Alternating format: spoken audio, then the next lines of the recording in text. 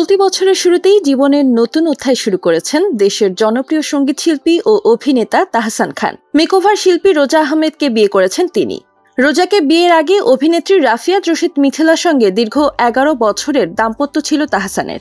2017 সালে তাদের সেই সংসারে বিচ্ছেদ ঘটে। এরপর 2019 সালের ডিসেম্বরে ওপার বাংলার পরিচালক সৃজিত মুখার্জির সঙ্গে বিবাহ বন্ধনে আবদ্ধ হন মিথিলা।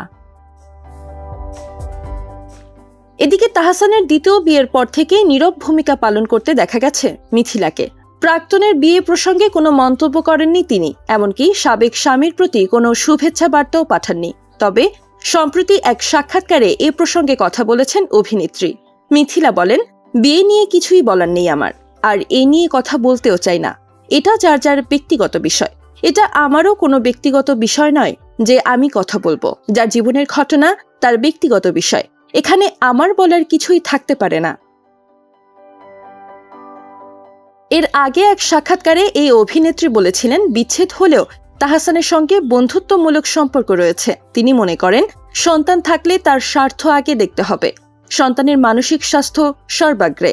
তাদের ইগোর যুদ্ধে সন্তানের ক্ষতি হবে, তাই তারা এখনো বন্ধুত্বপূর্ণ সম্পর্কে রয়েছেন। প্রায় মেয়েকে নিয়ে তার কথা হয় তাহসানের সঙ্গে।